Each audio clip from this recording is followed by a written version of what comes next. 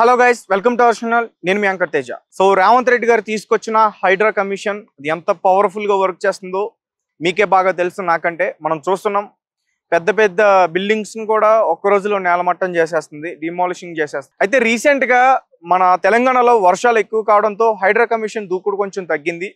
వర్షాలు తగ్గిన తర్వాత ఎవరైతే హైడ్రా కమిషనర్ ఏవి రంగనాథ్ గారు ఉన్నారో నిన్న వినాయక చవితి రోజున నానాక్రామ్ కూడా దగ్గరున్న రంగలాల్ కుంట దగ్గరకు వచ్చి పరిశీలించారు.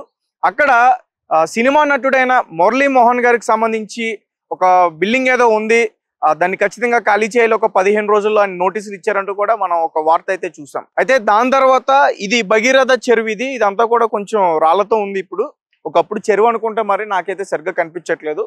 ఒకసారి మీరు విజువల్ చూస్తే మీకు అర్థమవుతుంది. సో దీన్ని కూడా వచ్చి ఆయన పరిశీలించారంట. ఇది కొండల మధ్యలో ఉంది ఇక్కడ హైదరాబాద్ లో, నానక్రమ కూడా ఇది కూడా. అయితే ఇక్కడ రంగనాథ్ గారికి చాలా ప్రశ్నలు అయితే వస్తున్నాయి. ఎవరి దగ్గర నుంచి? సామాన్య ప్రజల దగ్గర నుంచి వస్తున్నాయి.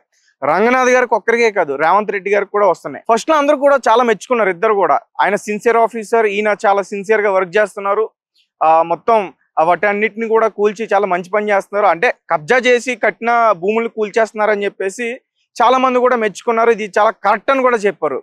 ఎవరైతే పొగిడారో ప్రజలు వాళ్ళ ఇప్పుడు ప్రశ్నించడం మొదలు పెట్టినారు. ఎలా అంటే రీసెంట్ గా ఈ హైడ్రా కమిషన్ బోరబండకు సంబంధించి అక్కడ సుల్కం చెరువు FTL పరిధిలో ఉన్న బిల్డింగ్స్ అన్ని కూడా కూల్చేసింది. ఈ రోజు ఒక పెద్ద బిల్డింగ్ కూడా కూల్చేసింది. మనందరం కూడా విజువల్ చూసాం. ఆ బిల్డింగే కాకుండా బిల్డింగ్ పక్కన ఉన్న చిన్న చిన్న ఇల్లులు కూడా ఒకేసారి కూడా కూల్చేశారు.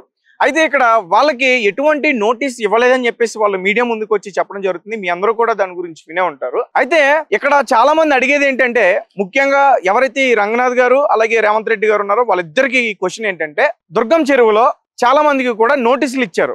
FTL పరిధిలో ఉన్న వాటికి కూడా నోటీసులు ఇచ్చారు. ముఖ్యంగా రేవంత్ రెడ్డి గారు అన్న ఎవరైతే ఉన్నారో తిరుపతి రెడ్డి, ఆయనకు కూడా నోటీసులు ఇవ్వడం జరిగింది. వాళ్ళకి 30 రోజులు టైం ఇచ్చారు.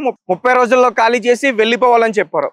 అలాగే మనం చూసాం రీసెంట్ గా రంగలాల్ కుంట దగ్గర మురళీమోహన్ గారికి 15 రోజుల్లో కూడా జైబెరీ సంస్థకి 15 రోజులు టైం ఇచ్చి ఖాళీ చేసి వెళ్ళిపోవాలని కూడా చెప్పారు. మరి బోరబండలో ఎందుకు నోటీసులు ఇవ్వలేదు? అక్కడ ఉన్నది సామాన్య ప్రజల అంటే నాకు కూడా కరెక్ట్ అని అనిపిస్తుంది. దుర్గం చెరువు తీసుకుంటే బాగా డెవలప్ అయిన ఏరియా, బోరబండ కాదనట్లేదు. బోరబండ ఏంటంటే ఒక బస్తీ లాంటిది. నానక్రమ కూడా చూసుకుంటే మీకు తెలుసు ఫైనాన్షియల్ డిస్ట్రిక్ట్ ఎంత డెవలప్ అయిందో. మరి అక్కడ సామాన్య ప్రజల అని చెప్పేసి మీరు నోటీసులు ఇవ్వలేదా అని చెప్పేసి చాలా మంది కూడా ప్రశ్నించడం అడుగుతున్నారు. కానీ నాకేమనిపించిందంటే, సామాన్య ప్రజలైతే పెద్ద పెద్ద బిల్డింగ్ లో ఎందుకు ఉంటారు? సామాన్య ప్రజల పెద్ద పెద్ద 20 అంతస్తులు 40 అంతస్తులు బిల్డింగ్లు కట్టేది. వీళ్ళ నోటీసులు ఇస్తుంది ఆ పెద్ద పెద్ద బిల్డింగ్సే కదా. కాకపోతే ఈసారి ఏంటంటే అక్కడ చిన్న చిన్న ఇల్లులు కూడా ఉన్నాయి, వాళ్ళకి నోటీసులు ఇవ్వలేదని చెప్పేసి అడుగుతున్నారు. కరెక్టే, అది కూడా కరెక్టే, కాదనట్లే. దుర్గం చెరువు ఇష్యూ మాట్లాడుకున్నప్పుడు కూడా ఒక విషయం చెప్పడం జరిగింది. నోటీసులు ఇవ్వకుండా ఒకేసారి కూల్చేస్తే ఆ ప్రజలందరూ కూడా రోడ్డు మీదకి వచ్చేస్తారు. ఒక కుటుంబం రోడ్డు మీద పడిపోతుంది, వాళ్ళ పిల్లలందరూ కూడా రోడ్డు మీదకి వచ్చేస్తారు, చాలా ఇబ్బంది ఉంటుందని చెప్పేసి మనం ఒక విషయం చెప్పడం జరిగింది. ఈరోజు అదే నిజమైంది, అదే జరిగింది. ఈరోజు బోరబండలో చూసుకున్న సిచ్యువేషన్ చూస్తే చాలా బాధ అనిపించింది. ఒక ఫ్యామిలీ మొత్తం కూడా పెట్రోల్ పోసుకుని తగలబెట్టుకోవడానికి ప్రయత్నించారు. 40 ఏళ్ళ నుంచి ఉంటున్నాం, 30 ఏళ్ళ నుంచి ఉంటా ఉంటున్నారు అక్కడ. మరి 40 ఏళ్ళ నుంచి 30 ఏళ్ళ నుంచి ఉంటున్నప్పుడు అది అసలు ఎవరమ్మా వాళ్ళకి?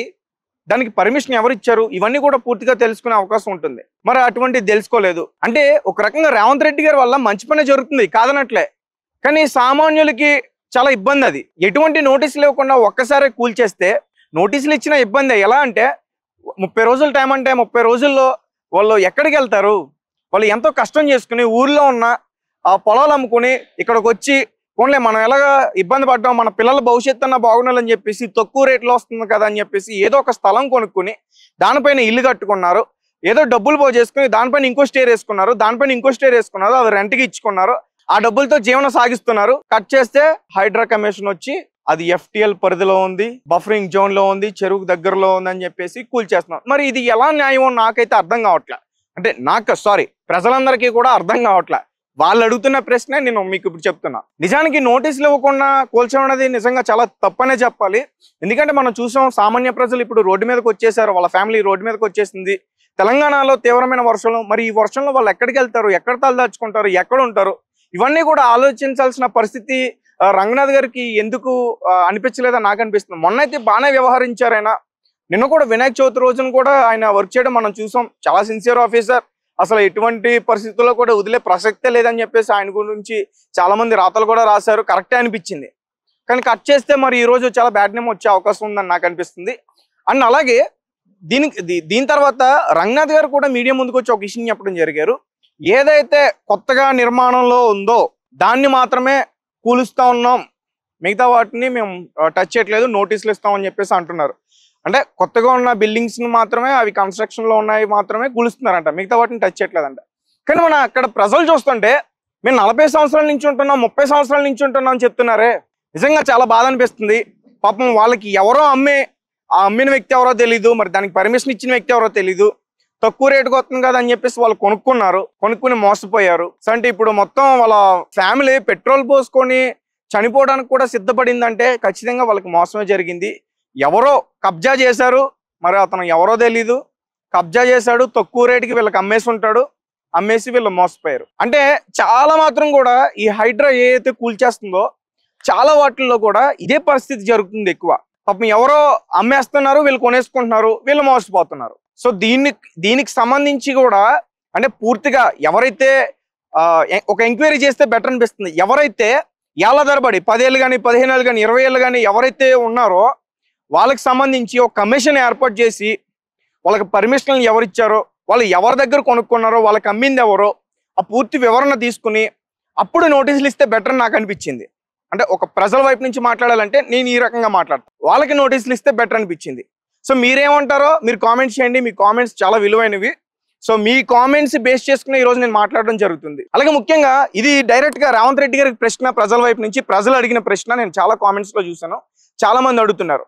అంటే రేవంత్ రెడ్డి గారు హైదరాబాద్ లో వాటర్ నిలిచిపోతున్నందుకు చెరువులు బఫరింగ్ జోన్ లో, ఎఫ్టిఎల్ జోన్ లో ఏవైతే ఉన్నాయో వాటన్నిటిని కూడా కూలుస్తున్నారు. ఈ వాటర్ చెరువులోకి చేరుకుంటది, హైదరాబాద్ మంచిగా ఉంటది అని చెప్పేసి ఆయన చెప్పడం జరిగింది. అంటే ఇప్పుడు ఏదైతే సిటీ ఉందో, నేను అడిగిన కదా ఒక కామెంట్, ఇది ఒక కామెంట్ లో వచ్చిన క్వశ్చన్ ఇది. ఇప్పుడు సిటీ ఉంది, ఇప్పుడు అన్నపూర్ణ స్టూడియో కానీ లేకపోతే చాలా స్టూడియోలు ఉన్నాయి, అవన్నీ కూడా మరి ఒకప్పుడు అడవి కదా, మరి అడవి అంటే ఎవరో అమ్మ, మరి పర్యావరణ రక్షణ లేదా మీకు? ఆ చెట్లను కూడా మరి రక్షించాలి కదా.